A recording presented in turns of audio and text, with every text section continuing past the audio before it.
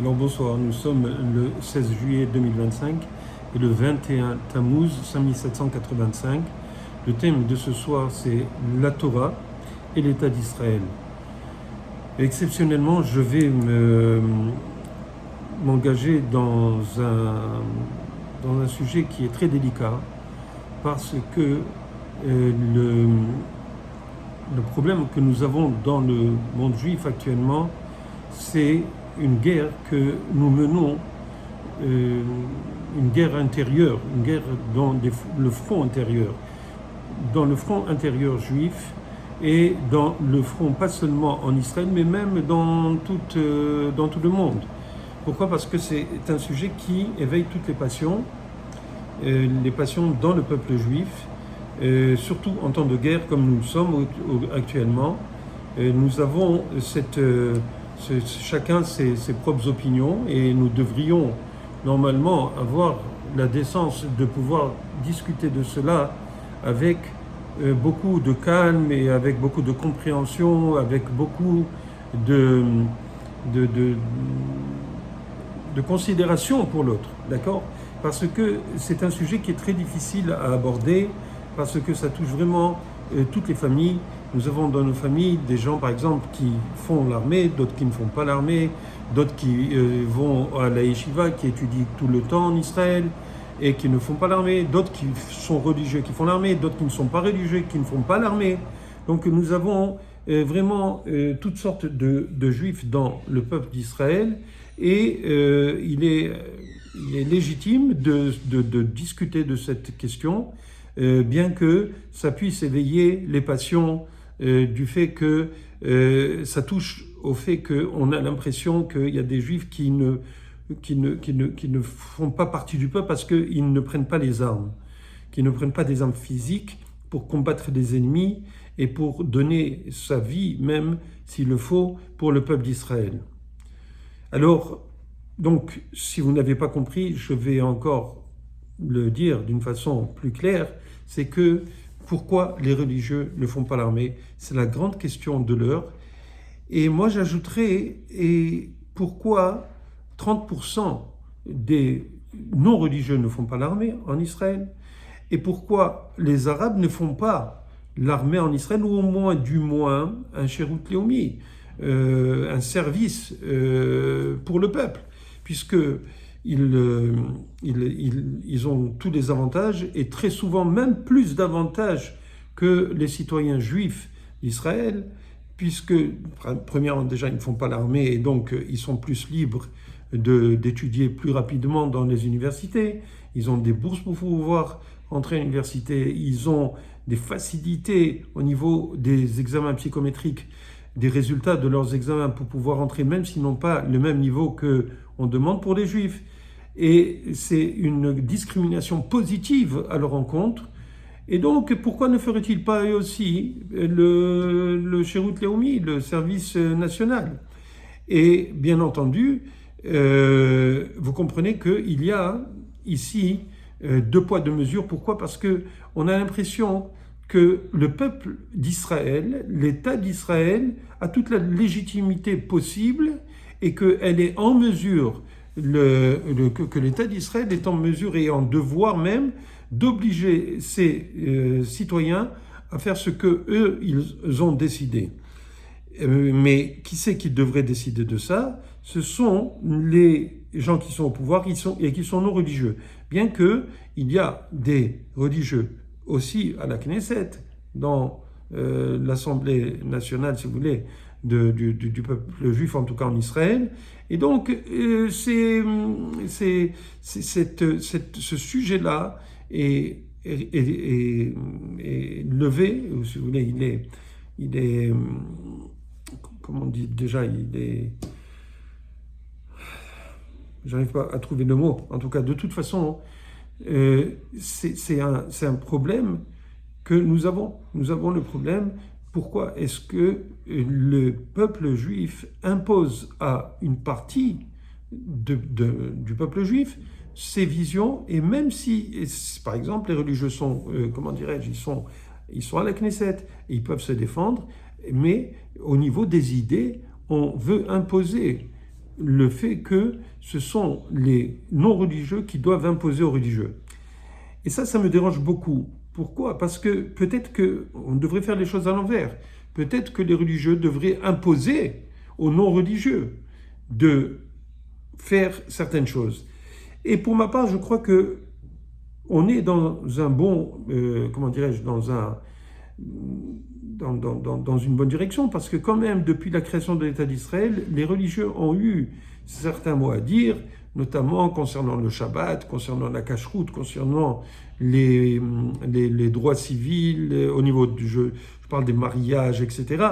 Donc toutes ces choses-là ont été, si vous voulez, ont été organisées de telle manière à ce que le peuple juif en Israël puisse vivre en tant que peuple juif.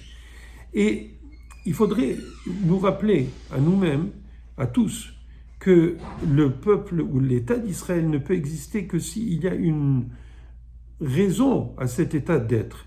Vous savez qu'avant avant que l'État ne soit formé en 1948 ou même le vote de l'ONU en 1947, il y avait quand même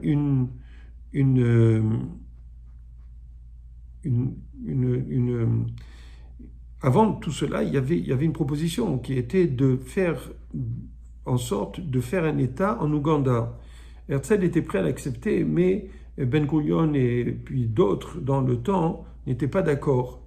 Et ils ont bien fait. Ils ont bien fait parce que s'il n'y avait pas eu si on était en Ouganda, quel peuple juif aurait été le peuple juif actuel? On aurait été localisé dans un pays qui est, à ma foi, qui aurait pu devenir une start-up nation là-bas même, mais sans âme, sans la raison d'être d'un foyer pour le peuple juif. Or, c'était, si vous voulez, ce que Weizmann, le premier président, avait obtenu des Anglais, c'est qu'il y ait un foyer national juif en Palestine d'antan. Et pourquoi cela? C'est parce que les Juifs avaient compris, en tout cas ils avaient voté avec des discussions, ils en avaient discuté, ils ont décidé d'aller en Israël. Et pourquoi en Israël? Pourquoi ils ont décidé? Pourquoi tout le monde a été d'accord pour cela? Parce que si on voulait se réunir et se retrouver dans un lieu, il fallait que ce soit la terre de nos ancêtres. Si on voulait faire renaître l'idée du peuple juif tel qu'il était avant, il fallait que ce soit son identité nationale qui soit basée sur une terre, la terre d'Israël, Eretz Israël, et c'est ce que les sionistes religieux disent, im Torah, avec la Torah d'Israël. Et d'ailleurs, quand on était petit, on était jeune à l'école, je me rappelle au Maroc, quand on voulait dire qu'on était... on disait la vérité, on disait « je te jure sur la Torah d'Israël ». Vous voyez, c'est comme ça qu'on s'exprimait dans ce temps-là. Et ça avait une sainteté. Et donc, ce que je veux dire, c'est que depuis le début où il y avait des Juifs qui sont venus après l'Holocauste, et il y avait des Juifs avant l'Holocauste aussi qui avaient fait des Yishuvim qui s'étaient installés, et il y avait des religieux aussi qui étaient installés, il y avait toujours eu une présence religieuse en Israël. Après, il y a eu les non-religieux qui sont venus d'Europe de l'Est, les Bilus, du mouvement des Bilus. Et après, il y a eu, bien entendu, des vagues de Aliyah, jusqu'au moment où, après l'Holocauste, il y a eu vraiment beaucoup de Juifs qui sont arrivés. Et Baruch Hashem, on a vu, l'État d'Israël est un miracle en lui-même. Mais si on n'avait pas cette terre d'Israël, où on s'est retrouvés tous là-bas, on n'aurait pas eu notre identité israélienne actuelle, bien que il y a beaucoup, malheureusement, de Juifs qui ne sont même pas traditionnalistes, qui ne savent rien de judaïsme, qui sont de force intégrés dans des systèmes éducatifs où ils n'ont aucune idée de ce que c'est la Torah. Et c'est un miracle que la plupart des Juifs soient en Israël circoncis. Il faut être réaliste. C'est vrai qu'il y a des fêtes, alors il y a des fêtes nationales qu'on a rendues nationales, comme Hanouka, comme Pessah, comme Kippour, où il y a la plupart des Juifs font Kippour là-bas, et même ici d'ailleurs, en dehors d'Israël. Et on voit qu'il y a quand même une certaine, comment dirais-je, adhésion à nos valeurs, à notre culture juive. Mais ce n'est pas une culture religieuse, d'autant plus que Israël vit sous la menace de ses ennemis constamment.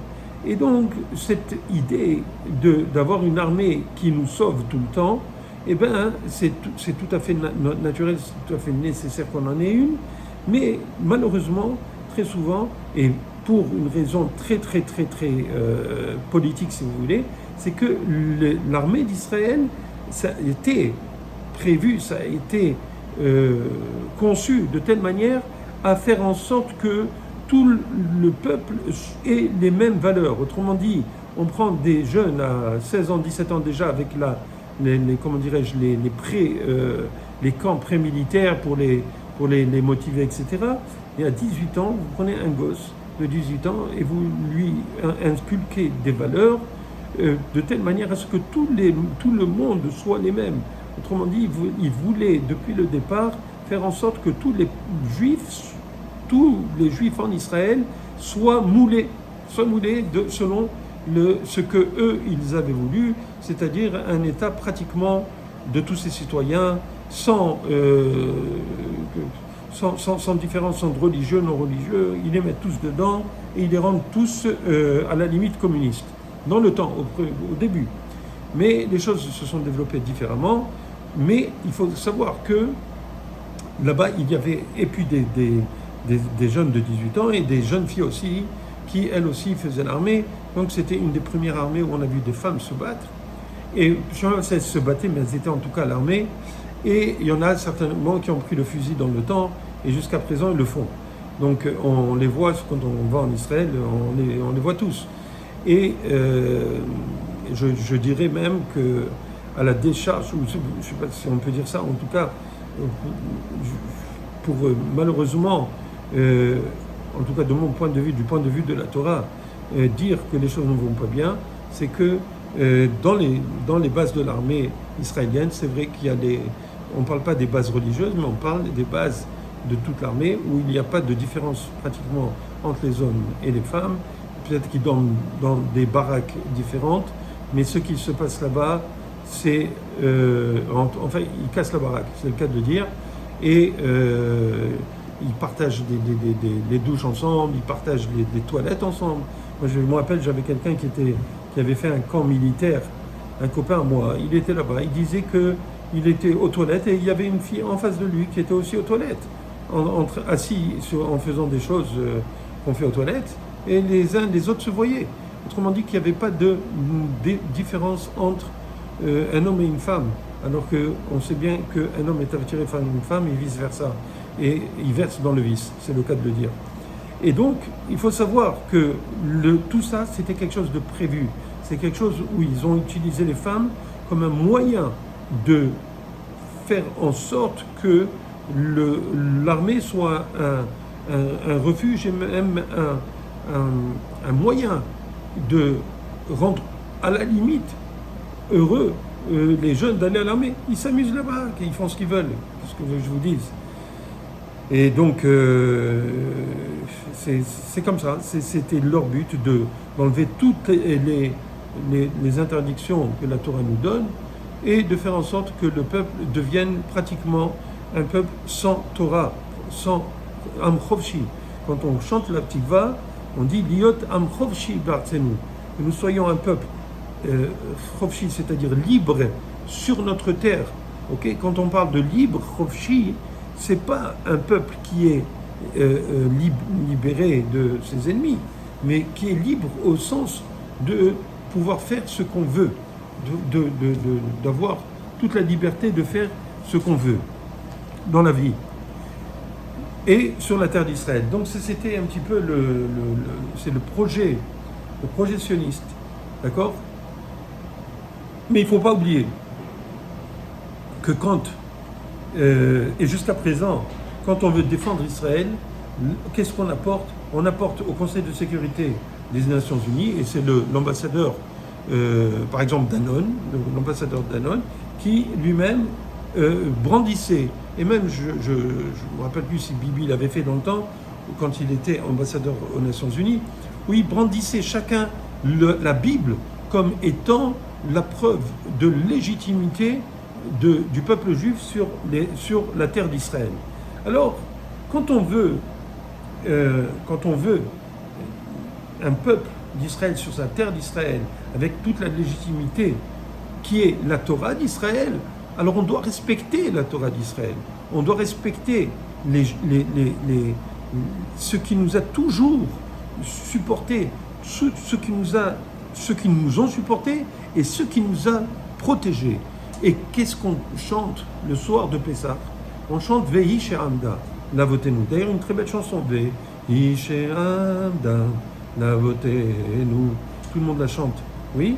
Qu'est-ce que ça veut dire, Vehi She'amda? Vehi She'amda, c'est que la Torah, elle est debout, c'est elle qui a été debout pour nos ancêtres. C'est elle qui a été debout pour nous protéger. Et on dit dans cette passage de la Haggadah, Shelo echad bilvad, amad alenu lechalotenu, qu'il n'y avait pas un seul peuple seulement qui s'est tenu pour nous annihiler. Velo echad bilvad, pas un seul. Shebechol dovador amad alenu lechalotenu, et que dans chaque génération, ils se sont levés pour nous annihiler, pour nous détruire. Et qui s'est levé, et c'est qui nous défend, et qui, par le mérite de quoi nous sommes encore là, après 3300 ans, 3330, c'est la Torah. Vehi She'amda, c'est elle qui est debout, c'est elle qui nous protège. Pourquoi? Parce que la Torah, c'est pas juste un rouleau où c'est écrit ce qui est ça, mais c'est le plan de Akadosh Baruch Hu avant de faire le monde. Vous comprenez ce que je dis? Non, vous ne comprenez pas. Avant de créer le monde, il n'y avait que Dieu. Pour celui qui ne croit pas en Dieu, je suis désolé pour lui, mais il n'a qu'à faire ses recherches. D'accord? Alors, cherchez, si vous êtes honnête, si vous êtes émet, si vous êtes vrai, regardez d'où vous venez. Vous allez dire, je viens du ventre de ma mère. Mais elle, d'où elle vient?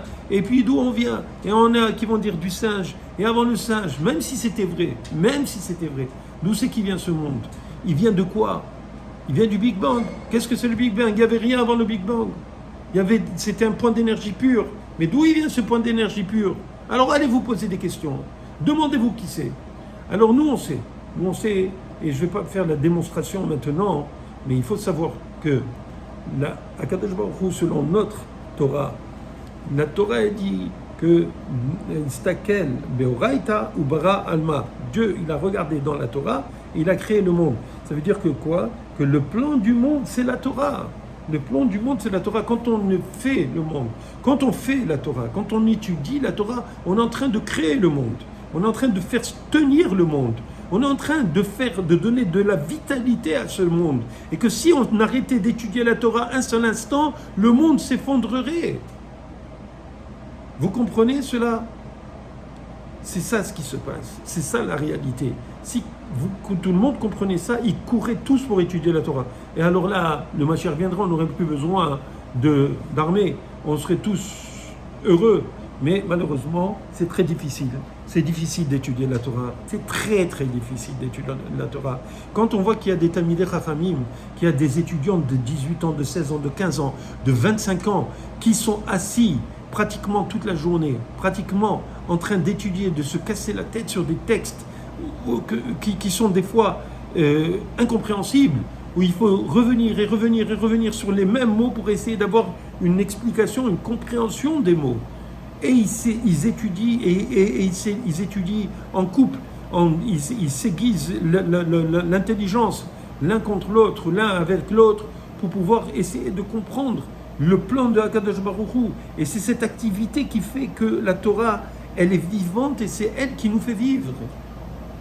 Alors, quand Akadosh Baruch Hu, il a créé le monde, il a créé Adam Arishon, il s'est mal comporté, il a mangé du fruit défendu.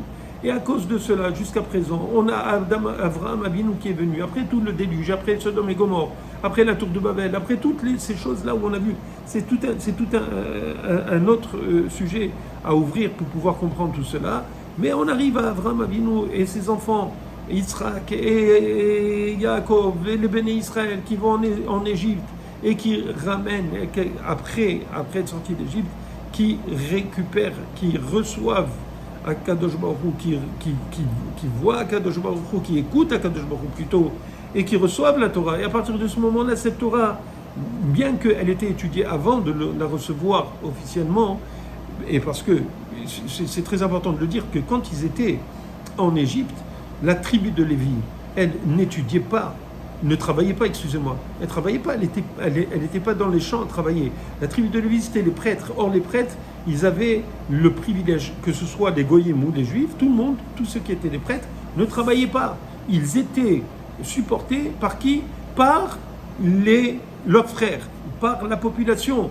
Toujours, jusqu'à présent, on voit que quoi, par exemple, quand quelqu'un doit faire le pidyon aben, il doit racheter son premier-né d'un Kohen.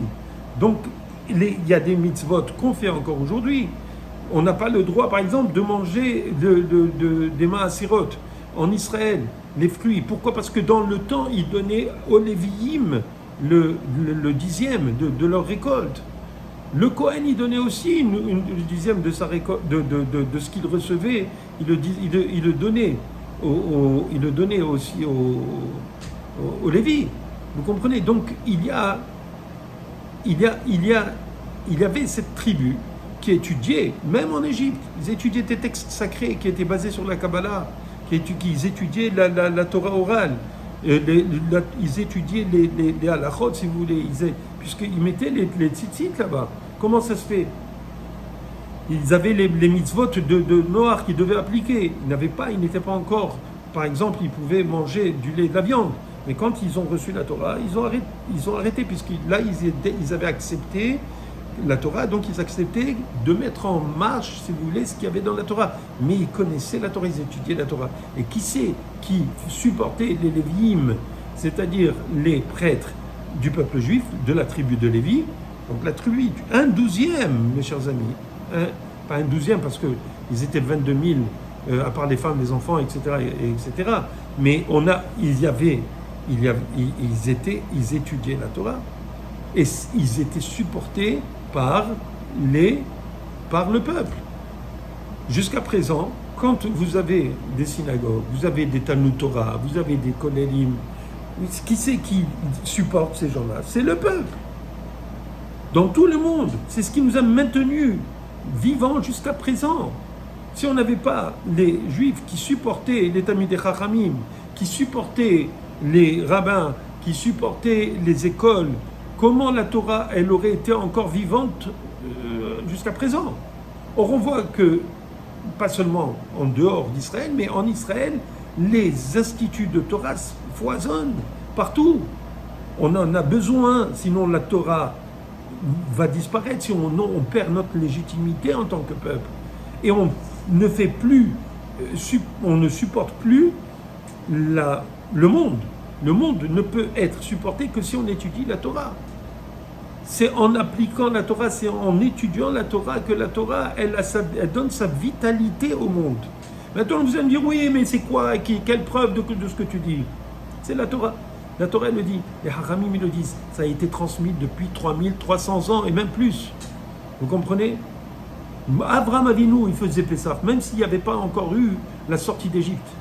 Pourquoi? Parce qu'il comprenait quelle était l'essence du moment, de ce qu'il fallait faire. Vous comprenez? Alors maintenant, j'espère que je ne me suis pas trop étendu sur cette introduction qui est assez grande, mais je veux dire quand même quelque chose. Même Ben Gurion, il a compris que le peuple juif n'était légitime sur sa terre que s'il y avait de la Torah. Et c'est pour cela qu'il a accepté ce principe de Torato ou Manuto, qu'il y ait des Talmidei Chachamim qui n'aillent pas à l'armée et qui étudient la Torah. Si c'est cela leur occupation, leur travail, Torato Umanuto. Son métier, c'est d'étudier la Torah. Il avait accepté, dans ce temps-là, il y avait 400 étudiants. Il n'a pas imaginé, Ben Gurion, que la Torah aurait explosé en Israël. Il n'avait pas imaginé qu'il y aurait 50 000, peut-être, ou je ne sais pas combien, 60 ou 60 ou 100 000 qui étudient la Torah. Je parle maintenant pas de seulement ceux qui sont sujets à aller à l'armée, mais de tout le monde. Peut-être qu'il y en a 100 000 qui sont dans tous les kolélim. Ok, des jeunes, des vieux, des moins jeunes, et sans compter bien entendu tous les enfants qui sont dans les yeshivot. D'accord. Donc il y a combien? Il y a 1 200 000, 1 500 000 religieux en Israël, et il y a peut-être 500 000 étudiants et étudiantes, d'accord, ou 400 000, je ne sais pas combien évaluer, qui sont en train d'étudier, qui fréquentent les yeshivot, qui fréquentent les Talmud Torah, qui fréquentent les Chadarim. Et ces gens-là, c'est ceux-là, grâce à cette étude, que nous pouvons, nous, avoir le mérite de continuer à vivre sur la terre d'Israël. Et d'ailleurs, tout le monde sait qu'en Israël, le monde vit sur des miracles. On sait combien de fois on a échappé à des catastrophes en Israël. Alors vous allez me dire, oui, c'est le Shabak, c'est le Shin Bet, l'agence de sécurité intérieure qui arrête les attentats. C'est vrai qu'ils ont des informations, c'est vrai qu'ils arrêtent, mais il y a tellement de miracles qui ont eu lieu, ou même les Goïms, durant les guerres, ils disaient que quand ils se sont sauvés devant les tanks, il y avait 2 ou 3 tanks, alors qu'ils étaient des milliers et des dizaines et des centaines de milliers égyptiens ou syriens, ils disaient eux-mêmes, mais vous, quand on leur a posé la question, mais pourquoi vous vous êtes sauvés? On était juste une poignée. Il a dit, mais vous n'étiez pas une poignée, vous n'avez pas vu tous les grands cavaliers qu'il y avait derrière vous, des milliers de cavaliers sur des chevaux qui étaient derrière vous et qui couraient vers nous. Comment ça se fait? Pourquoi les goïms, eux, ils le disent et nous, on ne veut pas l'accepter? Ça a été dans les journaux. Regardez, moi, j'écoute des fois les informations. Je ne veux pas dire, c'est une chaîne, ok, parce que je ne veux pas faire de publicité pour une chaîne qui est d'ailleurs assez gauchiste. Mais j'écoute et je prends ce qui me semble le plus juste de cette histoire. Mais quand vous voyez que un des reporters, quand il s'est agi, par exemple, je dis bien par exemple parce que ce n'était pas la seule fois où il disait qu'il y a eu des miracles, un reporter qui est non religieux et qui, par exemple, quand il y a eu le missile qui est tombé sur l'hôpital Soroka, je pense, de Beersheba, et qu'ils avaient la veille transféré tous les malades, le bloc opératoire, dans un nouveau bloc juste avant, la veille, avant que le missile ne tombe.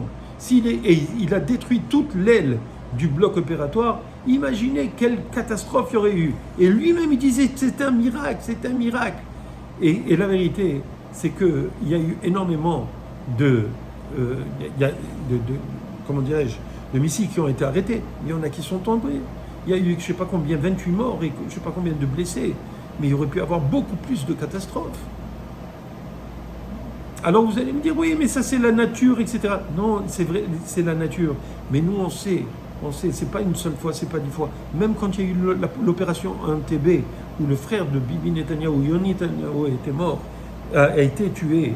Les Gedolim sont partis à Bnei Brak, ils ont dit aux Yeshivot, priez maintenant, parce qu'ils avaient envoyé à Entebbe, ils avaient envoyé pour les soldats d'Israël, Entebbe en Ouganda, pour aller libérer les Juifs qui ont été pris par les terroristes. Imaginez un petit peu, eux-mêmes ils comprennent, même ces non-religieux, ces gens qui sont dans l'État et qui veulent maintenant humilier les Bnei Torah, humilier les étudiants de Torah. Mais vous comprenez pas, là, j'ai lu quelque chose aujourd'hui qui m'a mis mal, j'étais pas bien. Ils sont en train de discuter dans des commissions à l'armée pour savoir qu'est-ce qu'il faut faire des jeunes religieux. Parce que vous savez que l'idée, c'était quoi? C'était que ils veulent absolument, ils ont envoyé 56 000 ou 54 000 convocations pour les jeunes religieux pour qu'ils aillent s'inscrire s'enrôler à l'armée. Beaucoup, la plupart n'ont pas obtempéré, mais ce qu'ils ont prévu, c'était quoi? D'encercler les villes religieuses pour que tous les jeunes qui sortent ou qui rentrent dans la ville, ou qui rentrent chez eux, ou qui sortent de chez eux, soient interceptés, et s'ils ont reçu un ordre d'incorporation à l'armée, eh bien, ils les prennent, ils les mettent en prison. Alors, imaginez, si vous avez envoyé 50 000 ou plus convocations, qu'est-ce que vous allez faire si vous avez 50 000 étudiants? Qu'est-ce que vous allez faire? Où c'est qu'ils vont aller? Où c'est qu'ils vont les mettre? Dans quelle prison? Il n'y a même pas de place. Alors, ils ont dit qu'ils vont les mettre dans le désert de Judée avec 15 000 tentes. Ils vont mettre pas 15 000 tentes, 15 000 étudiants dans des tentes, dans le désert. Non, mais bientôt, ils veulent faire quoi? Ils veulent faire Guantanamo en Israël? Est-ce que c'est des terroristes? Est-ce que c'est des terroristes, ceux qui étudient la Torah? Eux, ils veulent étudier. Ok. Maintenant, vous allez me dire, oui, mais tout le monde doit faire. Tout le monde doit... Il y en a qui sont morts. Il y en a qui donnent leur vie. Mais eux aussi donnent leur vie parce qu'ils étudient la Torah. Et non seulement ça, il y a des bataillons religieux maintenant. Après avoir combattu le gouvernement jusqu'à qu'il fasse en sorte de respecter les religieux et de leur donner la possibilité d'avoir des endroits où pouvoir grandir et continuer et ne pas être influencé par les filles et par toutes les crasses qu'il y a et par tout le système de l'armée qui veut les empêcher de vivre et les empêcher de vivre leur Torah à l'armée. Ils ont quand même accepté de faire des bataillons religieux. Mais imaginez, même dans ces bataillons religieux, si nous, selon la Torah, on ne doit pas... Il y a un ennemi qui vient, on doit le tuer. Ah non, dans l'armée, il y a des règles d'engagement. Tu dois tirer en l'air, ensuite tu dois tirer dans les pieds, ensuite C'est quoi ces histoires? Qui c'est qu'il faut écouter? La Torah ou il faut écouter le chef d'état-major? Qui, après séance? Qui m'a dit que je dois écouter ces soi-disant êtres humains? Je dis bien, c'est des soi-disant êtres humains qui croient qu'ils ont raison. C'est ok, c'est des bons juifs, ils ont l'amour du peuple juif. Mais pourquoi je vais écouter ce que toi tu dis? Qui me dit que tu as raison? Combien de gens sont morts parce qu'ils n'ont pas tué les terroristes qu'ils devaient tuer? Et si par malheur, un juif a tué un terroriste, ils le font passer à travers des procès. Et je vous ramène au cas de Elior ou Léor Azaria. Ok? Elior Azaria. Pourquoi? Parce qu'il avait peur que le terroriste se fasse exploser, il a tué avant. Il y a beaucoup à dire sur cela et ça fait mal. Mais pour vous dire simplement que quand on voit qu'ils veulent les parquer comme si c'était des terroristes dans le désert de Judée alors qu'il fait chaud, alors qu'il y a des serpents, des scorpions, il y a des dangers. Pourquoi les mettre là-bas? Pourquoi les mettre là-bas? Pour les obliger, pour les humilier? Ça c'est le député, c'est-à-dire le vice-chef d'état-major qui a proposé cette solution aujourd'hui. Qu'est-ce qu'on est en train de faire? On est en train de rendre le peuple juif des nazis qui oppriment des religieux. C'est quoi cette histoire? C'est quoi? C'est pas normal ce qui se passe en Israël. D'accord? Je ne sais pas s'ils l'ont déjà fait, mais ils veulent leur enlever leur permis de conduire. Ils ne veulent pas leur donner la possibilité d'avoir un permis de conduire à ces jeunes juifs qui sont dans les yeshivot. C'est quoi cette histoire? Ils interdisent à ces jeunes de voyager. D'accord? Même s'ils n'ont pas encore 18 ans. Jusqu'où nous allons aller? Et non seulement ça maintenant, le monsieur Edelstein, qui est le responsable de la commission de défense et des affaires étrangères, qui vient et qui dit que maintenant, d'abord il avait, pour ceux qui ne le savent pas, avant le 13 juin dernier, alors qu'il y avait la guerre qui devait être déclarée entre l'Iran et Israël, les partis religieux voulaient faire tomber le gouvernement. Mais Benjamin Netanyahu est venu, il les a convaincus que ce n'était pas possible parce qu'ils devaient attaquer l'Iran. Et ma foi, peut-être que c'était calculé, pas calculé, il y avait une fenêtre d'opportunité. Israël a attaqué l'Iran et probablement que c'est mieux comme ça. Je ne sais pas, c'est pas à moi de le dire. Mais à cause de cela, le gouvernement n'est pas tombé parce que comment dirais-je, Lapid et l'opposition voulaient faire tomber le gouvernement et ils auraient pu le faire tomber grâce aux religieux. Parce que les religieux savaient très bien que c'était une occasion, mais ils ont discuté avec ce Edelstein, qui devait présenter un projet de loi qui était accepté par les religieux et par le Likoud. Or, Edelstein est revenu après la guerre, il a changé les termes et les religieux sont sortis. Ils ont décidé hier ou avant-hier, et aujourd'hui le parti chasse, de sortir du gouvernement et non de la coalition. Ils sont sortis du gouvernement, ils ont démissionné de leur poste de ministre, ils vont le faire incessamment et on ne sait pas qu'est-ce que ça va donner. Est-ce qu'on va aller en élection, pas en élection? Est-ce que Bibi va faire un coup d'éclat, il va imposer de faire, de faire voter cette loi qui est malheureusement obligée par la Cour suprême, pour que ceux qui ne savent pas, il y avait depuis Ben Gurion jusqu'à la commission Tal aux années 2000, il y avait une loi qui avait été la loi Tal, qui donnait la possibilité aux religieux d'être exemptés du service militaire. Et la Cour suprême a invalidé en 2012, il me semble, cette loi. Et entre-temps, on n'est pas arrivé à faire passer cette loi. Là, il y a eu une loi qui a été édulcorée par rapport à ce qui était en 2000, et c'était en 2002, je pense, et cette loi Tal, et elle a beaucoup moins de mordants, mais même cela, Edelstein, qui est du Likoud, voulait absolument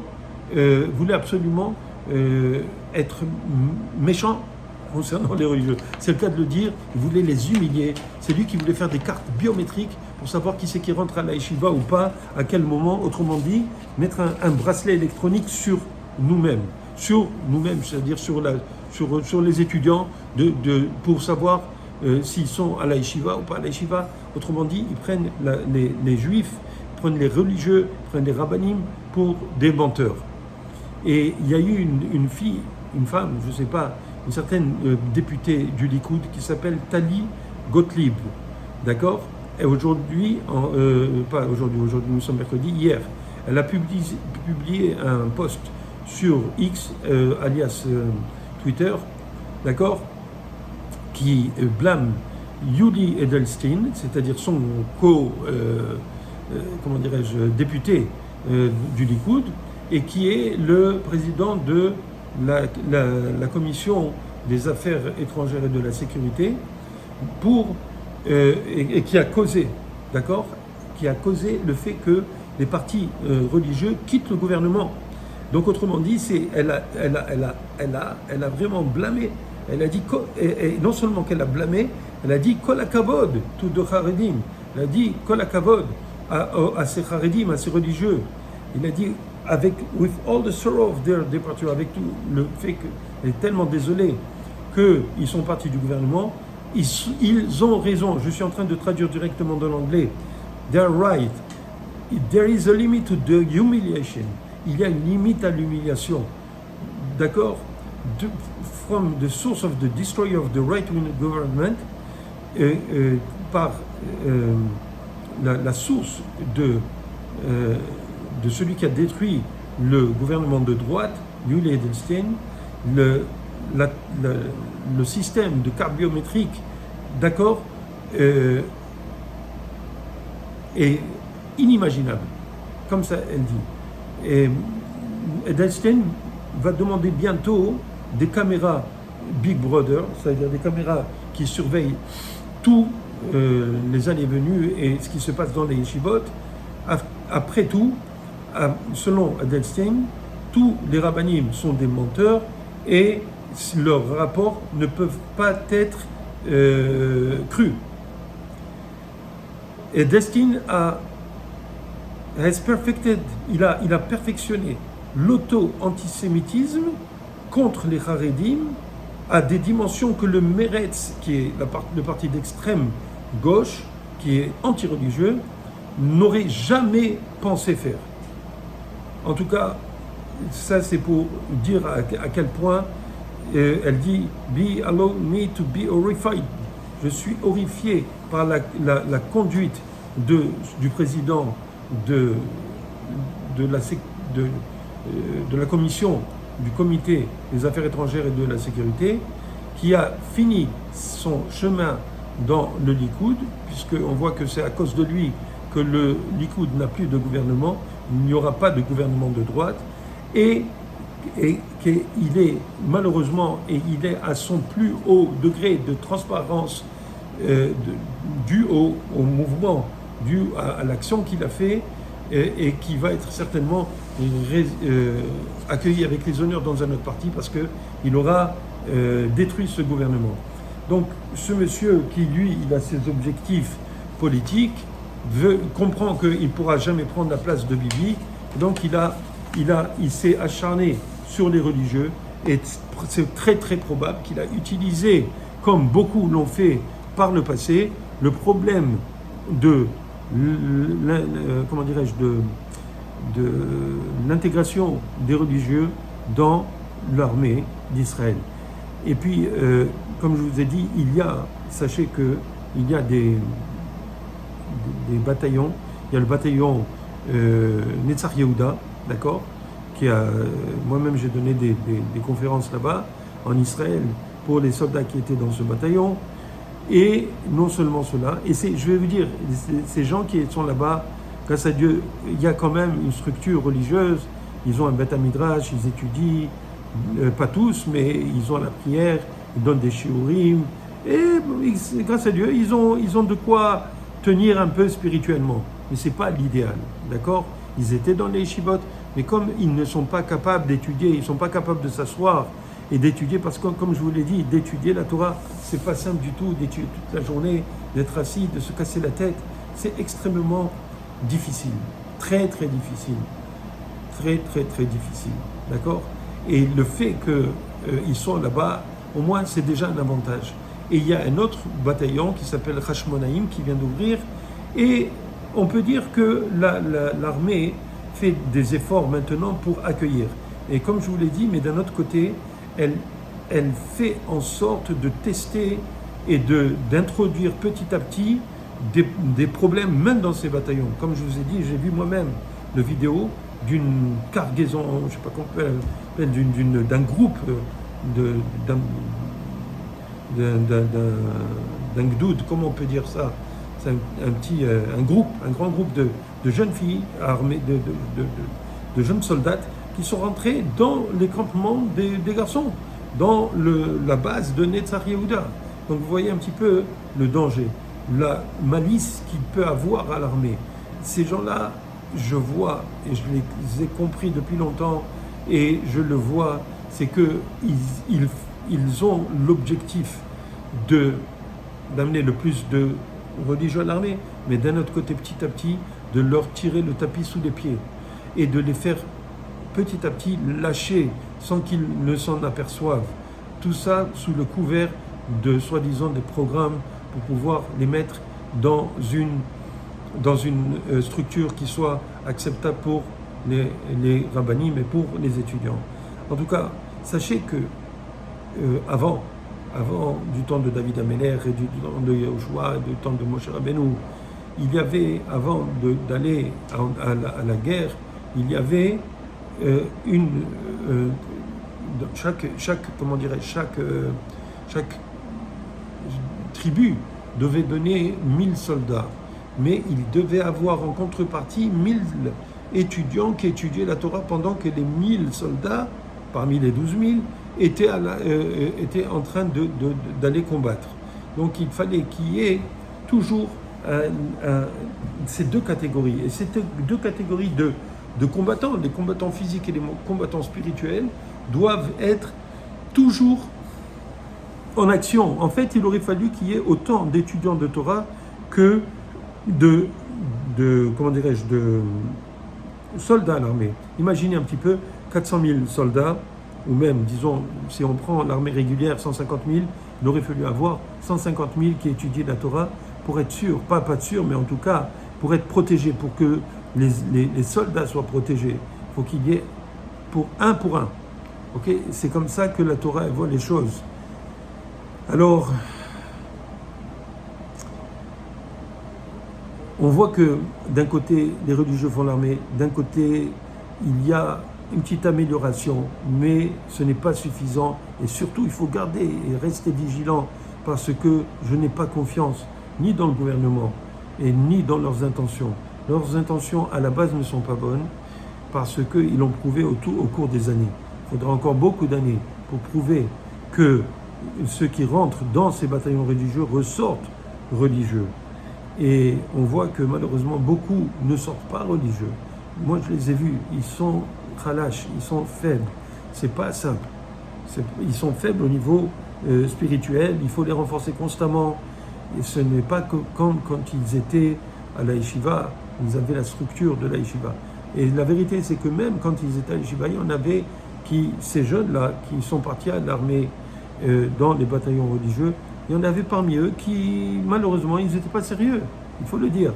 Mais on n'est pas de là à obliger tous ceux qui étudient à aller à l'armée. Je regrette, mais l'État d'Israël se tire dans le pied. Et donc, l'armée, elle est nécessaire pour tout le monde, pour protéger le peuple juif, mais on a besoin de l'armée spirituelle.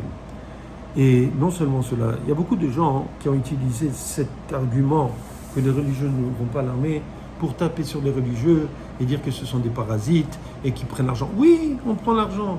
Oui, les religieux. Parce que si les religieux ne prenaient pas de l'argent pour être rabbin, pour être enseignant, pour être shohet, pour être mohel, pour être juge rabbinique, pour être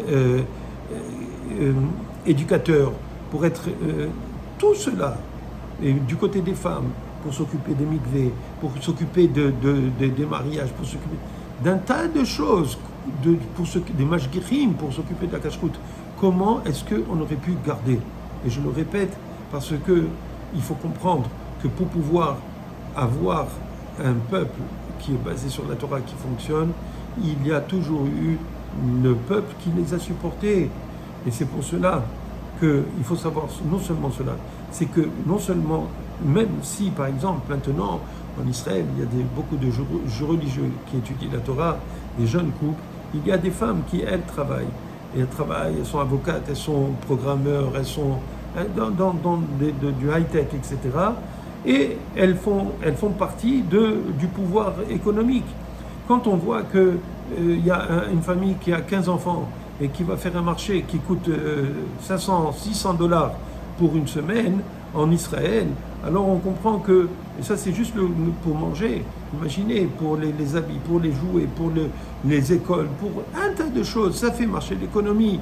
Alors, quand on dit que les religieux sont des parasites et que les autres sont en train de les supporter et que comment on va faire pour pouvoir avoir une économie qui fonctionne, sachez que l'économie elle fonctionne pas au détriment de qui que ce soit, et tout fonctionne grâce à Dieu et l'économie continue, d'accord, bien qu'il y a beaucoup plus de religieux qui sont pauvres parce qu'ils sont malheureusement avec une paye de 1500 shekels, c'est-à-dire à peu près en canadien ça ferait à peu près 600 $ par mois. C'est quoi? C'est absolument rien du tout. Si leurs femmes ne travaillaient pas, ce serait une catastrophe. Et à part cela, ils leur donnent, ils leur enlèvent des aides, des allocations familiales. Il y a un tas de choses qui fait que malheureusement on perd, ils n'ont pas d'argent, et ils doivent vivre très souvent d'organisations qui leur donnent, qui leur apportent en tout cas il y a des marchés, il y a des organisations d'entraide qui donnent à toutes les familles qui n'ont pas de quoi finir leur marché. Imaginez un petit peu, c'est vrai. Alors vous allez dire oui, mais c'est mieux s'ils travaillaient, ils n'auraient pas été à la charge des autres. Mais sachez que c'est un sacrifice que ces gens font. Parce que d'étudier la Torah, c'est ce qui fait en sorte de faire tenir le peuple et le monde. Pas seulement le peuple d'Israël, pas seulement ce qui se passe en Israël, mais ce qui se passe dans tout le monde. D'accord? D'ailleurs, c'est pas seulement au niveau économique, même au niveau démographique. S'il n'y avait pas les religieux, on serait beaucoup moins de juifs en Israël. Et grâce à Dieu, d'après les statistiques, d'après les prévisions démographiques, ce sera d'autant plus qu'il y aura de religieux maintenant, qu'il y aura d'autant plus d'ici 10-15 ans une proportion plus grande de religieux. Et à ce moment-là, petit à petit, je crois que, à moins que malheureusement ils apportent des Russes comme ils ont fait déjà, et ils ont noyé, pas noyé, mais en tout cas, il y a beaucoup de Russes non-juifs qui sont en Israël, qui sont venus et qui ont, grâce à la loi qui est complètement folle, où on donne à n'importe qui a un ascendant, un grand-père ou je ne sais pas qui, on lui donne la possibilité de venir en tant que juif, alors qu'il n'est pas juif, eh bien, ça a simplement détruit une partie du peuple juif. D'accord? Donc, grâce à ces religieux, grâce à eux, il y a une chance que le peuple juif reste le peuple juif en Eretz Israël. Et pratiquement pour en finir, je voudrais vous dire que l'histoire se répète. Quand on était et on est encore malheureusement encore en exil et on a passé le 17 Tammuz où il y a eu une brèche dans les murailles de Jérusalem et bientôt ce sera Tisha B'Av, le jour de la destruction des deux temples de Jérusalem. Et quand au deuxième temple, avant la destruction du temple, Rabbi Yochanan ben Zakkai a rencontré Vespasien, il est parti le voir. Il lui a dit qu'il allait être empereur. Il a dit, qu'est-ce que tu voudrais que je te donne? Et j'espère bien que c'est Vespasien, il me semble que c'est lui. Il aurait pu lui demander qu'il garde le temple, mais il n'a pas demandé qu'il garde le temple. C'est qu'est-ce qu'il a demandé? Il lui a demandé Yavne, la ville de Yavne, et c'est ami les Chachamim, et les Chachamim. Et de là est venu Rabbi Shimon bar Yochai, Rabbi Meir baal Haness, et toute la Torah que nous avons, elle vient de Rabbi Yochanan ben Zakkai. Pourquoi? Parce qu'il a demandé de préserver les Talmidei Chachamim. Et après, il aurait pu demander, c'est sûr que les Romains allaient détruire, allaient tuer beaucoup de Juifs, mais il a demandé les Talmidei Chachamim qui soient protégés parce que c'était le seul moyen de faire en sorte que la Torah continue. Et elle a continué, elle a donné le Talmud. D'accord? Elle a donné la Mishnah, la Gemara, la Halacha que nous avons jusqu'à présent, le Shulchan Aruch. S'il n'y avait pas Rabbi Yochanan ben Zakkai et les Talmidei Chachamim qui étudiaient, on n'aurait pas de Juifs maintenant. Ça aurait été fini complètement du peuple juif. Le monde aurait été détruit. D'accord? Alors, vous savez, malheureusement, quand on voit que des Juifs veulent empêcher les Juifs d'étudier, alors que c'est la nécessité, que c'est nécessaire pour continuer à transmettre le flambeau pour les générations à venir, on est en train de se demander, mais qui sont-ils ces gens? Ces gens viennent du Erev Rav. Ces gens sont des gens qui sont contre Akadosh Baruch Hu. Ces gens sont des gens qui ne veulent pas que le Mashiach vienne, qui vont contre le projet de Dieu. Et on sait la Gemara dans Sota, elle nous dit que au temps du Mashiach, Betamidei Chachamim, il va avoir de la rigueur contre les Talmidei Chachamim. Et c'est exactement ce que nous voyons. Et c'est ça ce qui nous donne de l'espoir, mes chers amis. Ce qui nous donne de l'espoir, c'est que justement, on nous humilie, c'est que justement, on veut nous empêcher d'étudier, c'est que justement, on veut effacer de notre vécu la Torah. Ça nous donne le fait que c'est Talmidei Chachamim, le fait qu'on veuille les parquer dans des tentes dans le Judée dans le désert de Judée, le fait qu'on veuille leur donner des cartes biométriques, le fait qu'on veut mettre des caméras pour les surveiller, le fait de ne pas leur donner de permis, de ne pas laisser voyager, d'encercler les villes pour vérifier, après les mettre en prison. Tout ça, c'est la preuve que nous sommes justement à l'époque du Mashiach et que le Mashiach va venir malgré et contre tous ces gens-là. Voilà.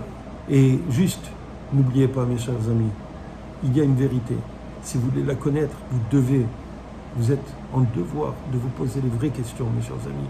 Posez-vous les questions d'où vous venez, qui sont, je parle aux Juifs, qui êtes-vous? Qui êtes-vous vraiment? Est-ce que vous voulez rester juif ou vous voulez perdre votre identité? Là est la question, mes chers amis.